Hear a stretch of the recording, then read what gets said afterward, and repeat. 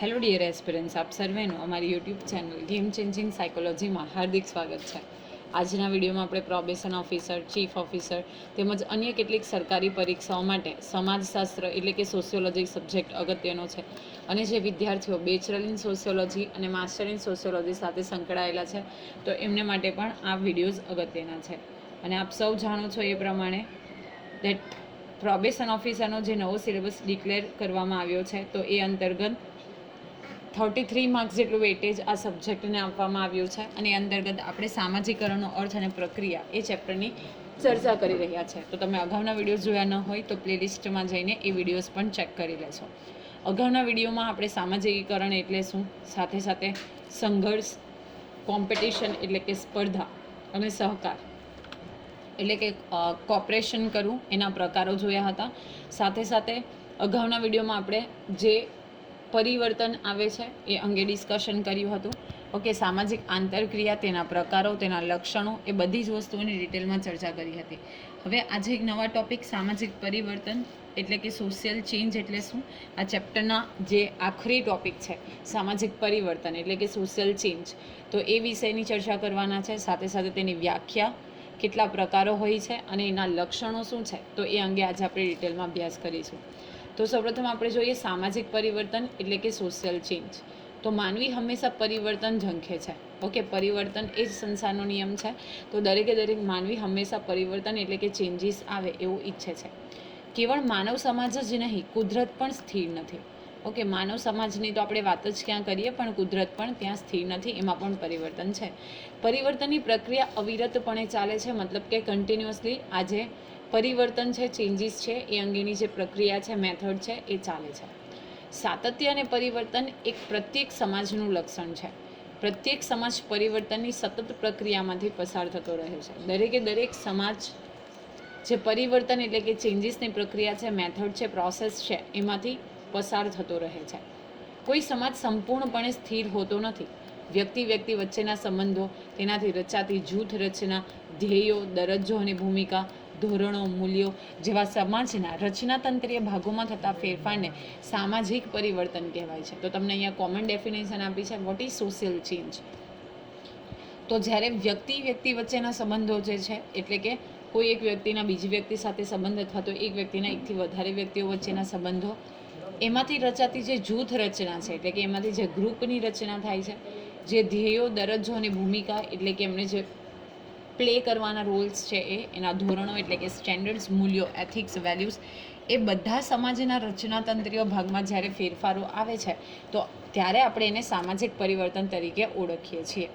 બદલાતા સંજોગોમાં તંત્ર પ્રથાએ ટકી રહેવા અનુકૂલન કરવું પડે છે અને તેમાંથી પરિવર્તન ઉદ્ભવે છે. દાખલા તરીકે વર્તમાન રાજ્ય વ્યવસ્થા, ઓકે, જે પોલિટિક્સ છે, તો એમાં પણ જે બદલાતા સંજોગો છે, બદલાતી જતી પરિસ્થિતિ છે, તો એને સાથે રહીને ચાલવામાં તો જ ભલાઈ છે. અને એના માટે શું કરવું પડે છે, જે તે તંત્ર છે, જે તે લોકો છે, તો એમણે અનુકૂલન કરવું પડે છે, એમણે એડજસ્ટમેન્ટ કરવું પડે છે, એમણે જે સમાયોજન છે એ કરવું પડે છે. તો બેઝિકલી એને આપણે સામાજિક પરિવર્તન તરીકે ઓળખીએ છીએ. સામાજિક પરિવર્તન એક નક્કર હકીકત છે, મતલબ ફેક્ટ છે. સામાજિક પરિવર્તન સમાજ કે સમૂહ જીવનની તરેહમાં બદલાવ સૂચવે છે. શું સૂચવે છે કે જે પરિવર્તન છે એ સમાજ અને સાથે સાથે જે જીવન છે એની જે મેથડ છે, તરેહ છે, એમાં આવેલું પરિવર્તન બદલાવ સૂચવે છે. સામાજિક પરિવર્તન પ્રત્યેક સમાજની લાક્ષણિકતામાં છે. આપણે હમણાં જોયું કે દરેક સમાજમાં પરિવર્તન, ચેન્જીસ આવતા રહે છે, છતાં પરિવર્તનની માત્રા અને સ્વરૂપમાં ભિન્નતા જોવા મળે છે. તો આ પણ જરૂરી છે કે પરિવર્તન તો આવે છે, પણ કેટલી માત્રામાં, કેટલી હદે પરિવર્તન આવે છે અને કયા સ્વરૂપમાં પરિવર્તન થાય છે, તો એમાં આપણને શું જોવા મળે છે, ભિન્નતા, અલગતા જોવા મળે છે. મુરેના મતે આધુનિક સમયમાં આવેલું પરિવર્તન સૌથી ઝડપી છે. તો યાદ રાખવાનું છે કે મુરે નામના જે સમાજશાસ્ત્રી છે એમણે એવું કીધું છે કે આધુનિક સમયમાં સમાજમાં જે પરિવર્તન આવી રહ્યું છે એ સૌથી ઝડપી પરિવર્તન છે. સામાજિક પરિવર્તન નવા અર્થો અને મૂલ્યોને ઊભા કરે છે. ટૂંકમાં સામાજિક પરિવર્તન માનવીના અનુભવ અને અહેસાસની ઘટના છે. શા માટે પરિવર્તન આવે છે, તો જે વ્યક્તિ અથવા તો માનવી છે એના અનુભવો છે એટલે કે એના એક્સપિરિયન્સ છે અને સાથે સાથે એનો અહેસાસ છે, એણે જે ફીલ કર્યું છે, તો એને આધારે શું થાય છે, પરિવર્તન જે છે એ આવે છે.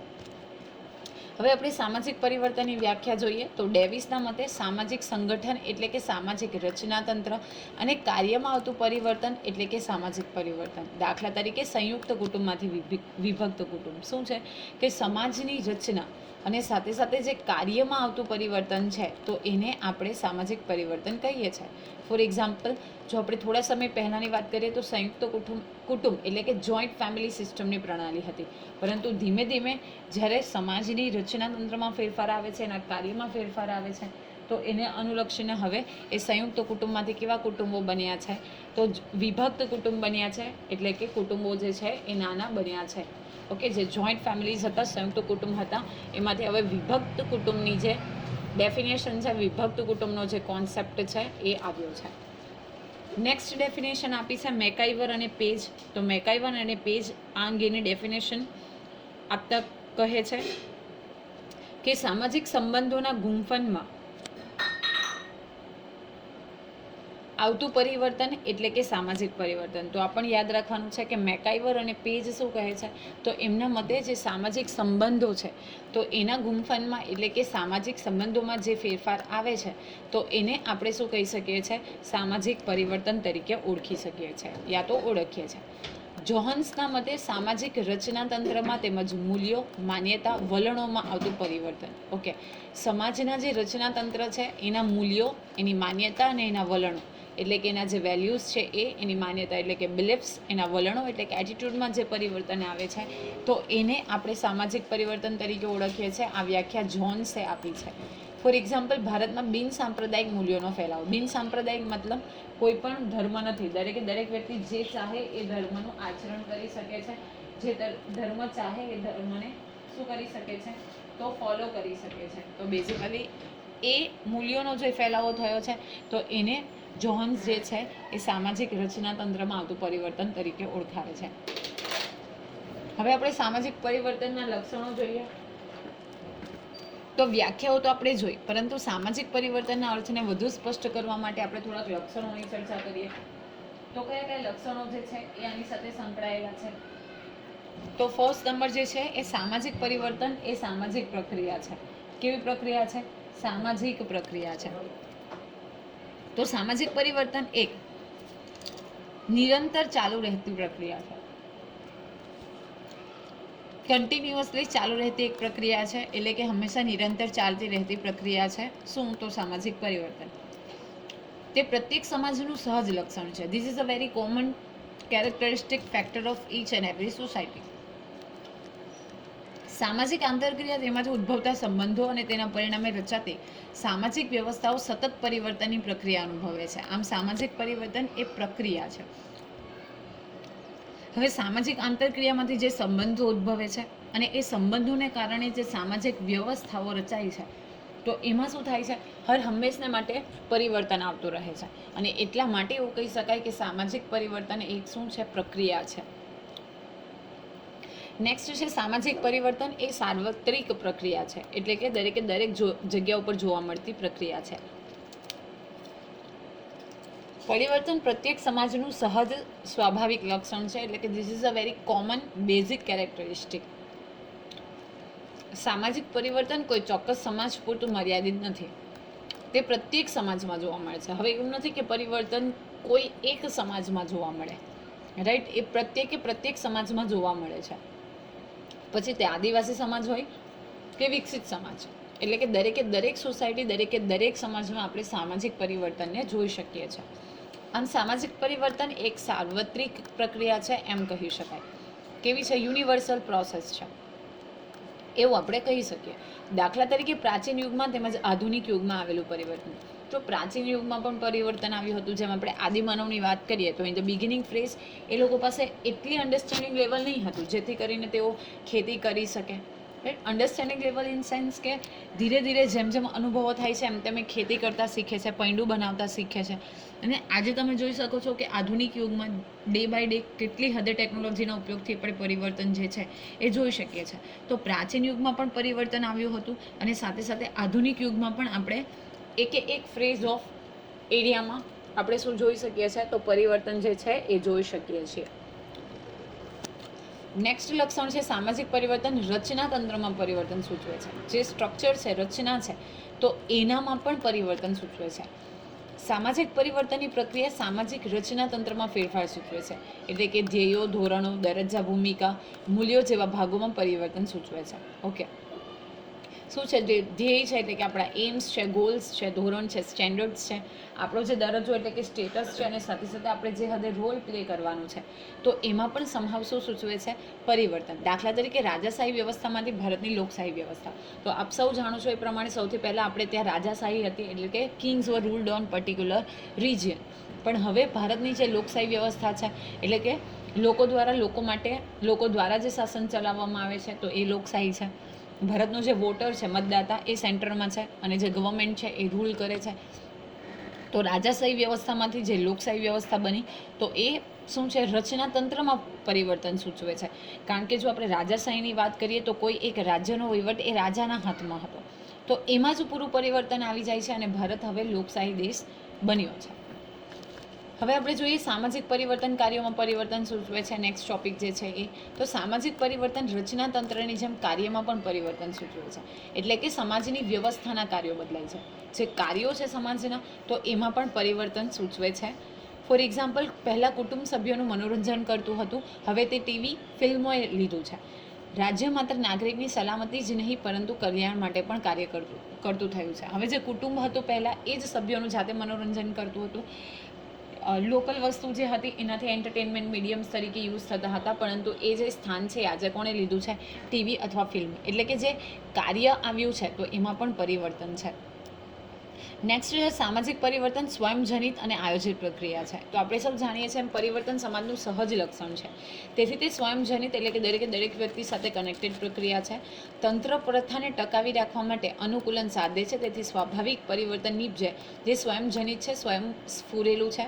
પરંતુ આધુનિક સમયમાં ઈચ્છિત સમાજની રચના માટે, સમાજમાં ઈચ્છિત દિશાનું પરિવર્તન લાવવા માટે સામુદાયિક વિકાસ યોજના કાર્યક્રમ દ્વારા બુદ્ધિપૂર્વક, હેતુપૂર્વકનું પરિવર્તન લાવવા માટેનો પ્રયાસ થયો છે.